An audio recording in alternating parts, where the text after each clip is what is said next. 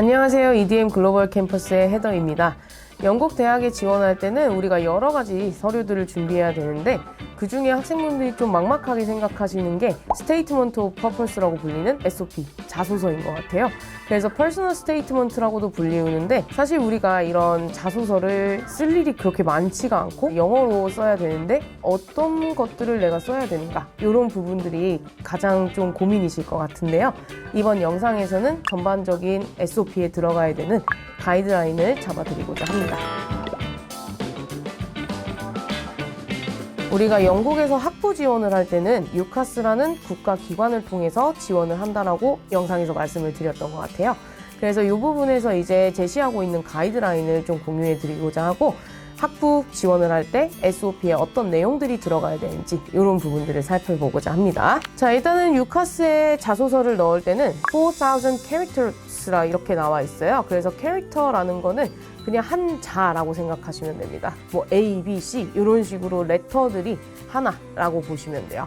그래서 그게 4,000개이기 때문에 사실상 단어로 따지면 한 500단어에서 650단어 정도가 될 거예요. 그래서 유카스를 통해서는 우리가 5개까지 대학을 지원을 할 수가 있는데 일반적으로는 1개는 상향 지원을 하고요. 2개는 성적에 맞춰서 지원을 하고 2개는 조금 하향 지원을 하는 게 일반적이기는 하지만 사실 꼭 그거를 따를 필요는 없죠. 근데 우리가 5개를 지원을 하는데 5개를 다 다른 과로 지원을 할 수가 없어요. 그렇다 보니까 뭐 예를 들어서 나는 이 A 대학교는 경영학과 지원할래. B 대학교는 생명공학을 지원할래. 이거는 불가능한 일입니다. 그래서 여러분들이 5개의 대학교를 다 같은 분야로 우리가 지원을 하기 때문에 전반적으로 꼭 해주셔야 되는 것들은 분야에 관련된 어떤 내용들이 담겨야 된다라는 거예요. 그래서 자소서에는 대학 이름을 명시할 수가 없어요. 그래서 내가 어떤 대학을 지원하는지는 사실 이제 그 대학교들에서는 그 시스템을 통해서 받아보기 때문에 저는 이 대학교에 가고 싶어요 라고 명시하면 다른 대학교들이 뭐야? 저 대학 가고 싶어? 약간 이렇게 하면서 또 안 좋아할 수도 있겠죠. 그래서 자소서에는 대학 이름을 절대로 명시하지 않고요. 그리고 같은 계열의 학과들을 지원해야만 합니다. 자, 그러면 우리가 자소서에서 어떤 내용들을 담아야 되는가?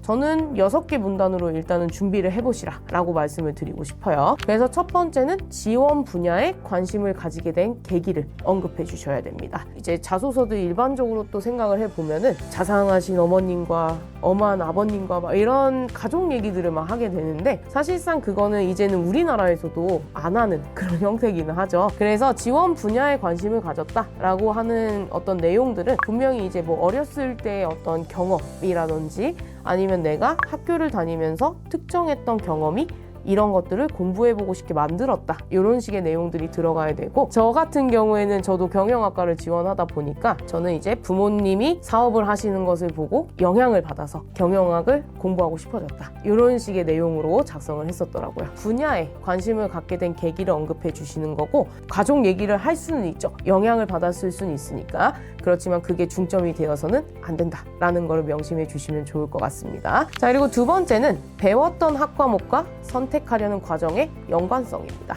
일반적으로 우리나라 같은 경우에는 공부를 할 때 여러 가지 과목을 한 번에 배우게 되죠. 근데 이제 영국 같은 경우에는 내가 전공에 맞춰서 고등학교 때부터 특정적인 과목들만 공부를 하기 때문에 이 부분 같은 경우에는 그 연관성을 찾기가 조금 더 편하기는 해요.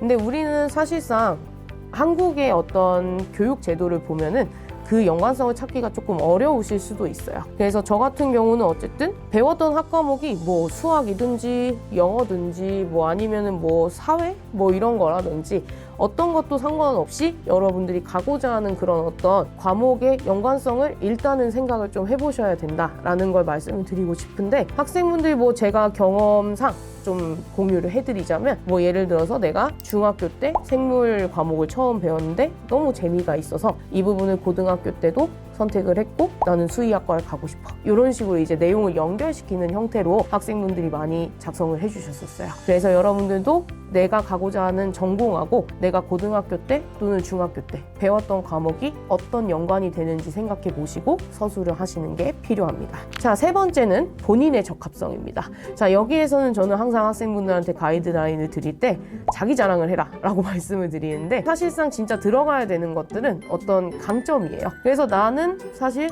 이런 부분을 되게 잘해.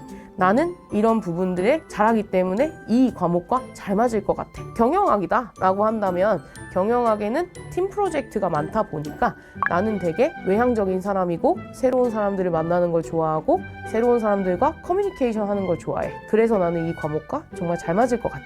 이런 식의 내용들을 저는 썼더라고요.